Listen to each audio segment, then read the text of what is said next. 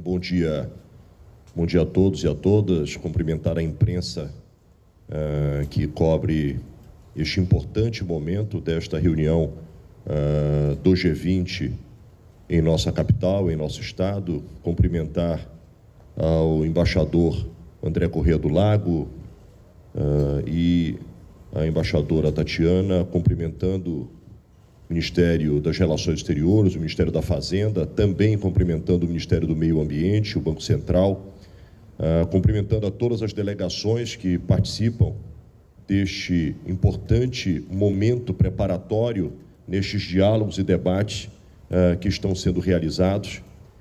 Gostaríamos inicialmente de destacar a importância de ter em Belém esta rodada do G20, seja pela dimensão de estar participando deste momento, seja pela importante escolha dos temas que estamos abordando aqui. Nós estamos falando de temas absolutamente relevantes, estratégicos para o momento que o Pará vive, para o momento da Amazônia, para a preparação da COP30, mas por se tratar de temas transversais que dizem respeito a estratégias fundamentais para a globalização. Ao tratar, primeiramente, de meio ambiente, de combate às mudanças climáticas, tratar sobre governança e o sentido de nossas missões, que é o combate às desigualdades, redução à pobreza, garantindo justiça social. Portanto, eu gostaria aqui, na condição de governador, primeiramente, de agradecer a oportunidade da escolha de Belém, dizer que isto consolida a nossa capital, liderando esta agenda ambiental. É mais uma etapa preparatória para a COP30, que acontecerá no ano que vem, em novembro de 2025, e o desejo que o resultado destas discussões, o resultado destes debates que estarão acontecendo nos próximos dias, possam efetivamente subsidiar os líderes do mundo a tomadas de decisões que diretamente possam fazer a transformação necessária para a coletividade global. É fundamental que nós possamos compreender de que colocar a agenda ambiental no centro das discussões, visualizar gestão, governança atrelada a estas tomadas de decisão, compreender a transversalidade de conciliar a agenda ambiental com o aspecto econômico, tendo por missão a transformação social, deve ser efetivamente e de forma literal a estratégia sustentável que todos nós estamos buscando. E o Brasil, como país líder do G20, faz um chamamento a este modelo e apresenta soluções, e nós estamos aqui envolvidos na certeza de que os debates ocorridos em Belém estarão a sinalizar o compromisso de um novo tempo para o globo, para o mundo, para o planeta e, acima de tudo, para a sociedade. Muito obrigado.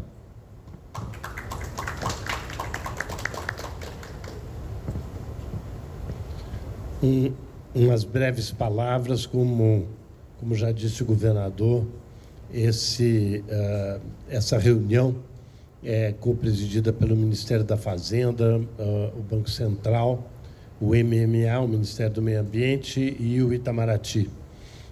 E juntos estão desenvolvendo um trabalho que é uma ideia que veio do próprio presidente Lula, de assegurar que o G20 acentuasse particularmente esses temas que foram mencionados pelo governador, e essa força-tarefa está conseguindo juntar o pensamento e as soluções, tanto políticas como econômicas e financeiras, para esse desafio da mudança do clima que este ano bateu tão forte no nosso país, e que eu acredito que a consciência está cada vez mais estabelecida com relação à importância de nós fazermos tudo que é possível e a liderança brasileira é esperada nesse contexto, e o presidente Lula está assegurando uma grande coerência nessa sequência de presidências brasileiras, né? A presidência do G20, no ano que vem também do BRICS, do Mercosul e, para completar, a maior conferência anual no mundo, que é a COP do Clima, que vai ocorrer em Belém, em novembro. Então, é com muito orgulho que estamos aqui em Belém e muito felizes do governador, como sempre, dar um grande apoio aos esforços do governo federal de mostrar que o Brasil tem soluções, o Brasil tem sugestões, o Brasil também precisa de várias coisas, e nós temos que conseguir tudo isso graças ao diálogo. Muito obrigado, governador, mais uma vez, por nos receber.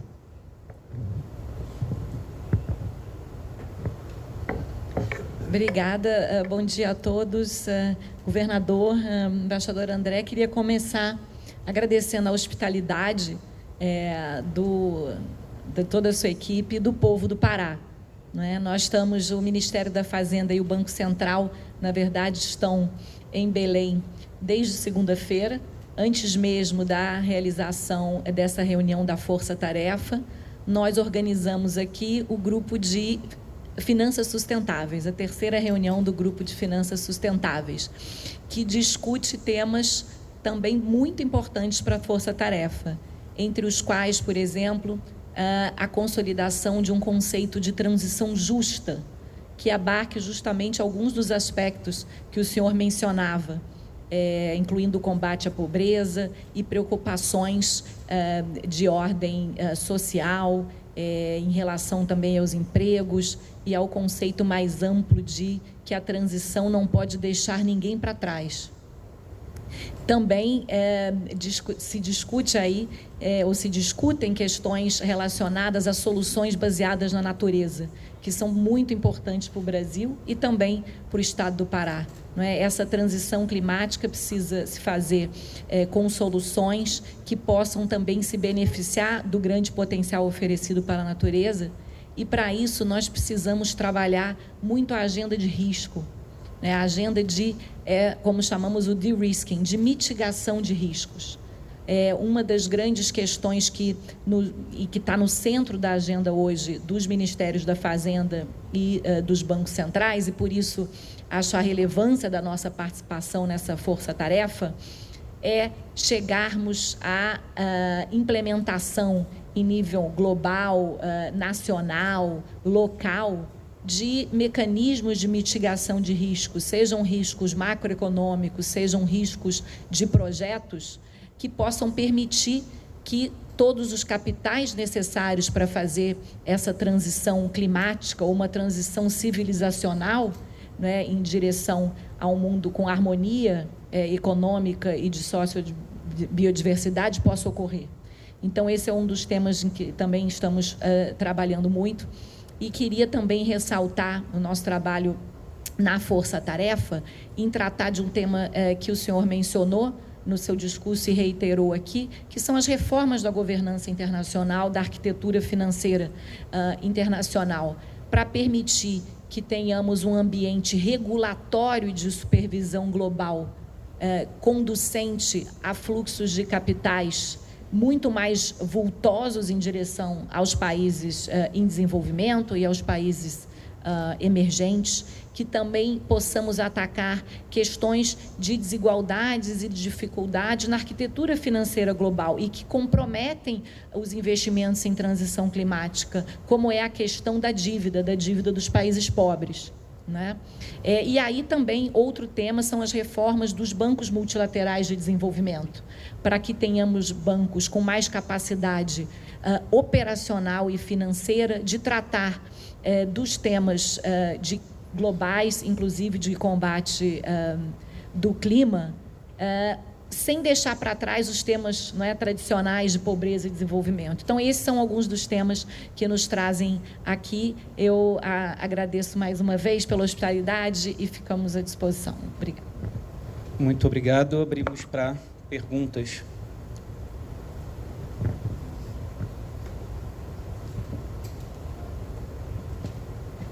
Bom dia, sou Daniele Dias da Record.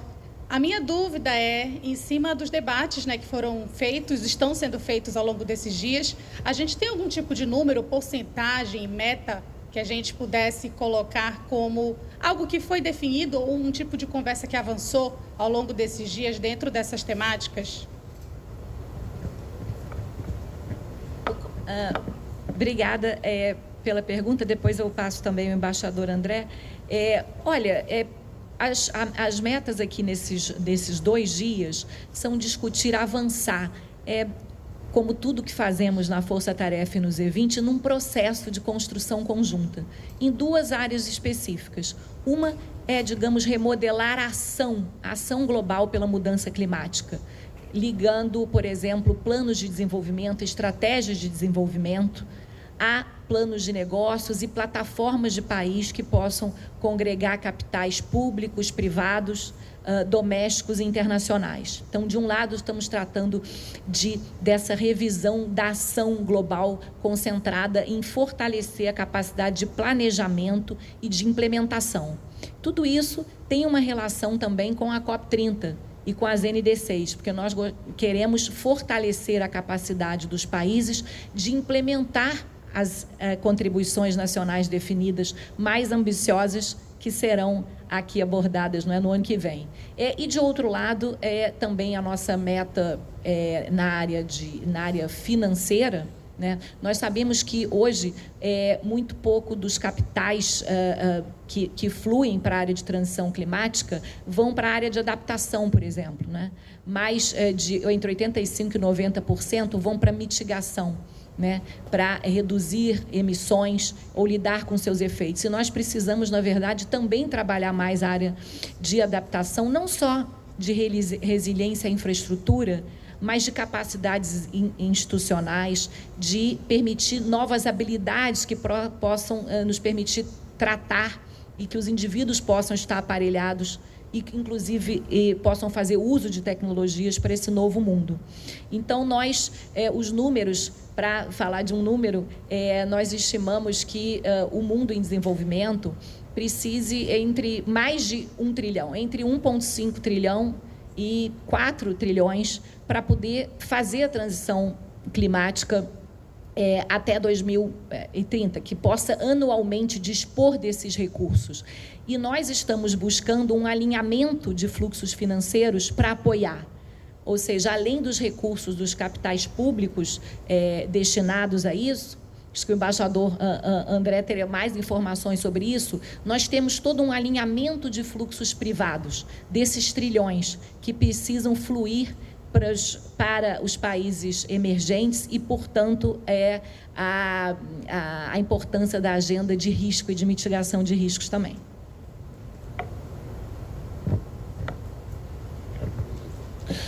Só complementando um pouco o que a embaixadora Tatiana falou, eu acho que é muito importante a gente ver a diferença entre o que é o G20 e o que, por exemplo, será a COP30.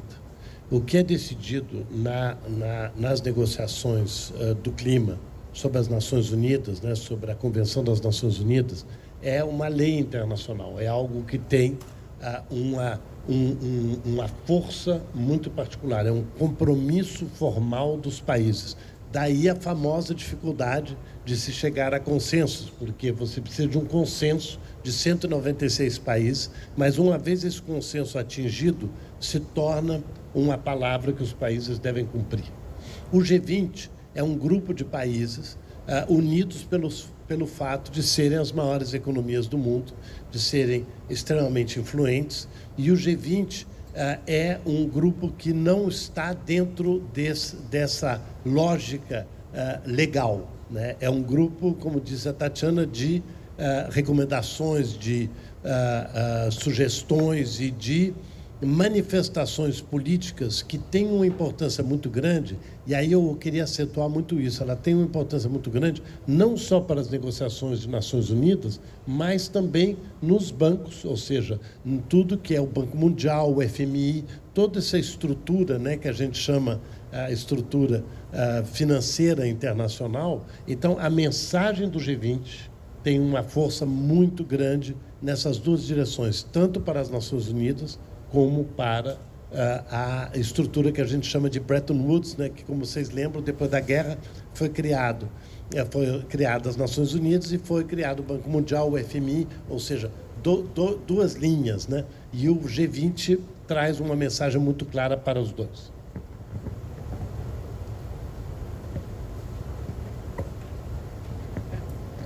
Olá, bom dia a todos. Eu sou Mário Luiz Coelho, eu sou do Observatório de Risco de Coimbra, Portugal, e também da coluna Ver Amazônia. A minha pergunta é acerca de um dado que foi divulgado pela ONU recentemente, e muito preocupante, que a temperatura média global já está acima de 1,5 graus Celsius, né? Isso em relação à pré-industrial, e isso já ultrapassa os limites do Acordo de Paris. E a minha pergunta é muito específica em relação à transição energética. A gente tem um misto nos países, inclusive no Brasil, de pobreza, vulnerabilidades sociais, e temos um modelo de extração muito arraigado, de extração, de produção. Qual seria o primeiro passo, para começar a pensar em reverter isso, considerando que, por exemplo, estamos dependentes dos combustíveis fósseis. E aqui mesmo, no Brasil, a gente pensa em novas frentes de exploração de petróleo, que é o caso da foz do Rio Amazonas. Como pensar em dar um primeiro passo no sentido de reverter esse quadro, e a crise climática está na porta, né? Já está aí. Essa é uma pergunta muito, muito interessante, muito importante nesse momento no Brasil. Porque o Brasil é um dos países do mundo que tem mais opções. O Brasil é tão amplo, é tão diverso e tem tantas riquezas que o Brasil tem várias opções e poderá fazer várias opções. E todo esse debate está acontecendo no contexto que você mencionou, de que os números estão assustadores, e que há essa consciência da urgência climática. Então, o Brasil tem que tomar decisões de interesse nacional, mas que naturalmente levem em consideração a ciência e o que o conhecimento está nos trazendo como informação. Então, eu acho que a coisa mais importante é nós termos um grande debate nacional informado das opções que o Brasil tem, para que o Brasil tome essas decisões. Porque o governo tem uma parte importantíssima, naturalmente, por ser o governo, mas são decisões que vão ter consequências no longo prazo. Então, são decisões que são decisões de Estado, como a gente diz, né? Mas para que a gente possa ter uma decisão de Estado, a gente tem que ter um grande diálogo nacional com a sociedade civil, com ciência, com a academia, com os governos regionais e tudo isso, evidentemente, com o parlamento, etc. Então, nós temos que ter consciência das opções que nós temos e tomar essas decisões em função desse grande debate nacional que eu acho que está sendo provocado e que tem que acontecer esse ano, porque quando nós chegarmos na COP30, eu acho que é muito importante que o Brasil chegue muito unido na COP30. Nós precisamos, de uma certa forma, de um pacto nacional pela COP30, e eu acho que isso só pode acontecer num país democrático como o Brasil, tendo e estimulando um grande diálogo de todas as dimensões da sociedade brasileira sobre esses temas. Eu gostaria apenas de colaborar dentro do que disse o embaixador André. Acho que nós temos, de fato, uma convergência de agenda e de dimensão que, por um lado, é profundamente grave, como as constatações já listadas na sua pergunta, que é muito inteligente, diante do agravamento das crises ambientais, diante do agravamento da crise climática. Por outro lado, o Brasil se apresenta com a grande oportunidade de liderar esta agenda diante, primeiro, da mudança de comportamento, passando efetivamente a tratar o tema na sua devida dimensão, diante de uma mobilização global para que haja efetivas ações que possam buscar, seja a neutralização das emissões, seja o financiamento climático, seja a transição energética, culminando com a agenda da COP, podendo pela primeira vez acontecer no Brasil, mas mais do que isto, ser na floresta. O simbolismo de ter a COP na Amazônia representa certamente uma oportunidade de nós, com unidade nacional, com liderança internacional, pautar compromissos que efetivamente possam garantir que as estratégias que estão colocadas diante das urgências possam acontecer. Acho que nós precisamos deixar um legado a esta COP. E eu tenho dito, particularmente, quem vive aqui em Belém sabe disto, quem vive no Estado sabe, sempre nós temos colocado. É o legado, por um lado, para Belém, mas é o legado ambiental que nós podemos deixar para o Brasil e para a Amazônia, dentro do que disse a Tatiana, com soluções baseadas na natureza, colocando floresta no centro das atenções e apresentando o que o Brasil está fazendo para que, com isto, nós possamos ter liderança e capacidade e credibilidade para antecipar as agendas que têm sido historicamente apresentadas pelas nações e que estão muito aquém daquilo que está sendo entregue. Você falou da questão da temperatura. Nós estaremos em Belém sendo Paris mais 10 anos após o Acordo de Paris. E será o momento, inclusive, de revisitar as metas que foram estabelecidas, sejam metas ambientais, sejam metas econômicas. E será em Belém essa análise e essa avaliação. E nós não precisamos chegar em Belém ou chegar à COP30 para saber de que muito pouco foi feito diante dos acordos que foram firmados em 2015.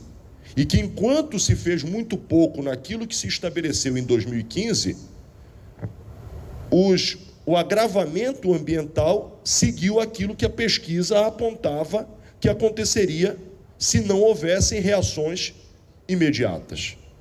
Portanto, há um diagnóstico e há uma oportunidade. E o que nós estamos fazendo é mobilizando para que esta oportunidade não se perca. Até porque, na nossa geração, talvez não tenhamos uma outra oportunidade nesta dimensão que esteja em um tempo, talvez é empírica a minha fala, em um tempo, há tempo de poder responder às urgências climáticas.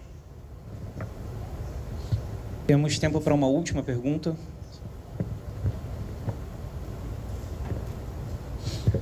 Muito bom dia, meu nome é Matheus Miranda, sou jornalista aqui da TV Cultura do Pará.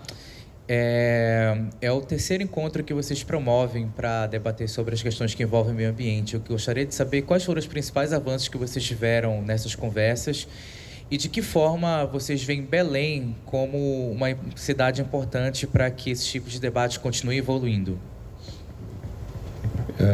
Eu acho que eu vou um pouco repetir o que o governador acaba de dizer, quer dizer, que o simbolismo de Belém é uma coisa extremamente importante nós acentuarmos, né? Porque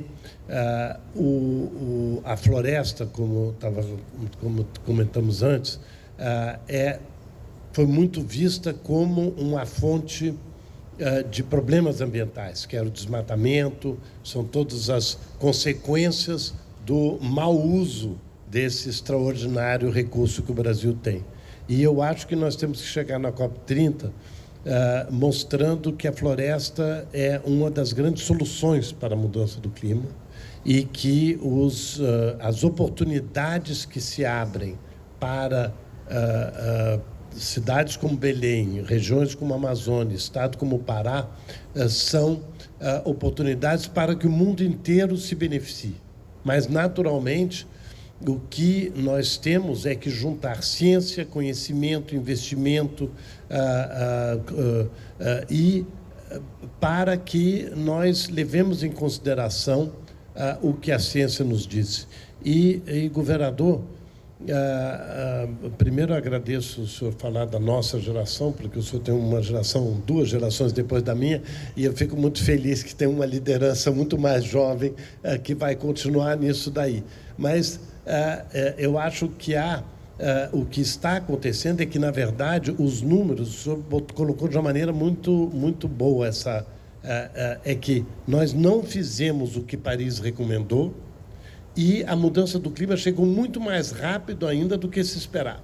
Nós estamos com números e consequências esperadas para 2040. A ciência está assustada com a rapidez disso. Então, se mesmo com essa pressão, né, de não termos tido ação, e além do mais, de todas as previsões mais pessimistas estarem se verificando, se nós não atuarmos agora, nós realmente vamos ter uma dívida gigantesca com a humanidade. Mas eu tenho a impressão que aqui, pelo menos, né, do lado do governo federal do Pará e do povo brasileiro, nós estamos completamente convencidos de que temos um papel e que nós vamos cumprir com esse papel. Obrigado, governador, embaixadores, saudar a vice-governadora também presente aqui, a imprensa presente. A gente encerra essa entrevista.